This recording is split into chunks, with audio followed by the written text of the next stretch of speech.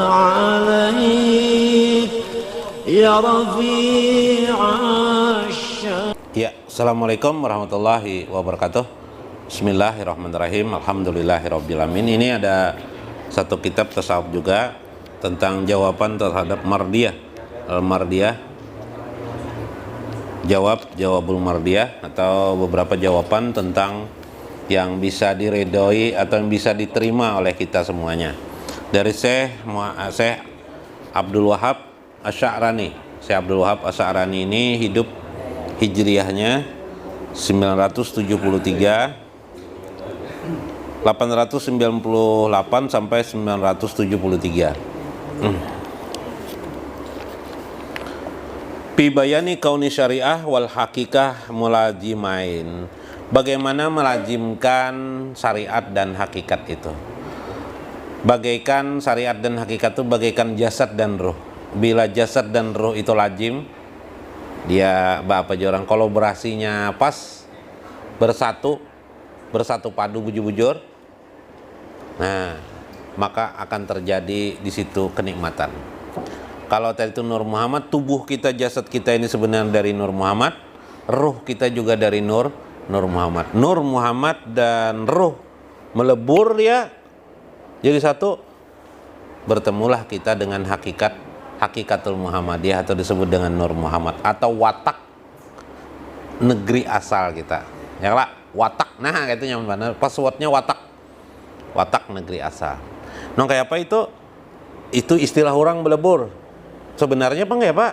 Sebenarnya ya bisa juga kayak itu, bisa juga pengertian yang lain. Bahwa kita kembali mengerti tentang keadaan diri kita sendiri. Ya kan, itu yang disebut dalam hadis man arafa nafsahu faqad arafa rabbahu. Siapa yang mengenal dirinya pasti dia mengenal Tuhannya. Ada mengatakan itu adalah kalam hikmah saja.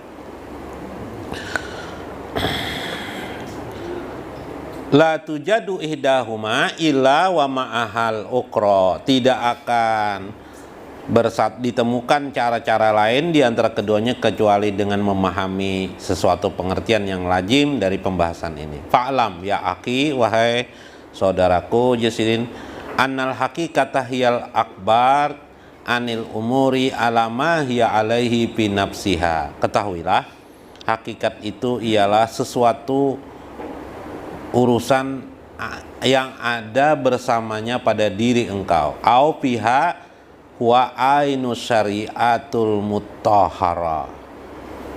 Sesungguhnya hakikat itu berada di dalam syariat itu sendiri. Jadi hakikat yang dipelajari, kita temukan hakikat itu ada dalam syariah itu sendiri. Kalau Anda ingin mengetahui ruh Anda, ketahuilah jasad Anda sendiri. Ini jasad kita pahami. Nah, orang yang memahami syariah akan terbentuk pada dirinya hakikat, kalau dia mengerti caranya. Dengan kata lain, ada otak kanan, ada otak kiri. Jangan otak kiri aja terus, otak kanan digunakan. Contoh, bismillah, minum dulu. Pahausan terus mbak duduk liga baji samin ini apalah. Bismillah. Kenapa baji samin? Baji samin senyum terusnya, haus liga. Angka 2 kali 2 otak kiri kita 4, ya lah. 2 kali 2 sama dengan 4. 2 kali 2 sama dengan 4. Tapi ada anak-anak yang tidak mengerti angka. Ada anak-anak yang tidak mengerti angka. Karena anak itu umurnya mungkin baru 5 tahun. Apa yang dilihatnya ketika melihat angka-angka tuh? 2 kali 2 sama dengan 4. Apa yang dilihatnya? Mungkin yang dilihatnya angka 2 itu adalah karenanya tidak tahu angka hitungan. Nah, kayak itik jadinya, ya lah. Nah, itik nih jadinya, itik tambah itik.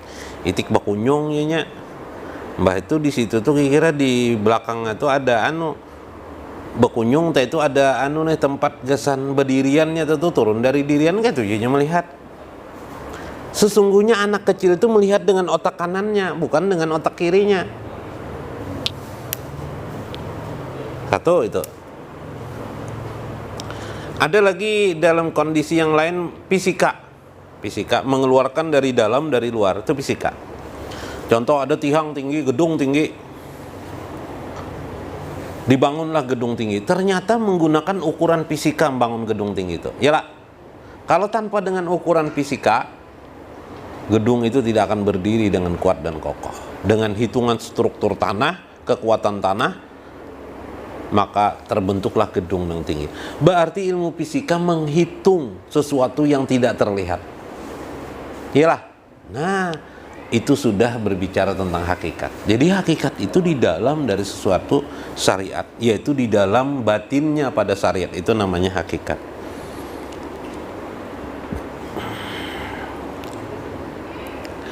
Waman ro'al khilaf baina syariah wal hakikah illa man lam yahkik. Nah, an-nazara, bahwa orang yang memandang bertentangannya syariat dan hakikat itu adalah orang yang tidak mampu mentahkik, menyeleksi kebenaran tentang pandangannya pada hakikat itu.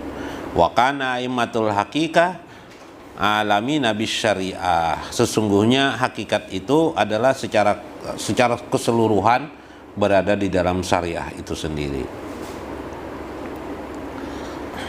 Kadang-kadang terlihat bahwa hakikat itu bertentangan dengan syariah, au akashahu, atau berbalik arah justru. Padahal tidak sebenarnya. Fa inna syariata, sesungguhnya syariat itu huwa atau hiya asasu, dia adalah asas ilmil hakikah, dia adalah pokok daripada ilmu hakikat. Jadi syariat itu sebenarnya pokok dari ilmu hakikat. Nah, kayak apa itu? Kita contoh. Kemarin sembahyang, sholat kita itu Allahu Akbar sampai salam, assalamualaikum. Sudah. Sebenarnya ketika kita sembahyang itu, di situ ada hakikat, atau yang disebut dengan rahasia daripada sholat itu. Apa sih sholat ini sebenarnya? Sebenarnya sholat ini untuk mengingat Allah, ya enggak? Sesuai dengan firman sholat, aqimi sholah li dzikri, ingatlah, kerjakanlah sholat untuk mengingatku ya Tuhan. Loh, nah nang orang salah itu kayak ini, nang kayak itu aku ingat ya Allah aja, tapi karena sembahyang lagi jangan ini yang salah. Maksud sidin nih, yang betul itu kerjakan sholat. Sholat itu sifatnya mukayat. Mukayat itu adanya waktu tertentu, keadaan tertentu, mukayat. Ya Pak. Lalu yang hakikat yang mana? Yang terus menerus, bagaimana engkau sholat terus menerus? Itulah yang hakikat. Nah, kayak apa supaya kita nih terus menerus sembahyang?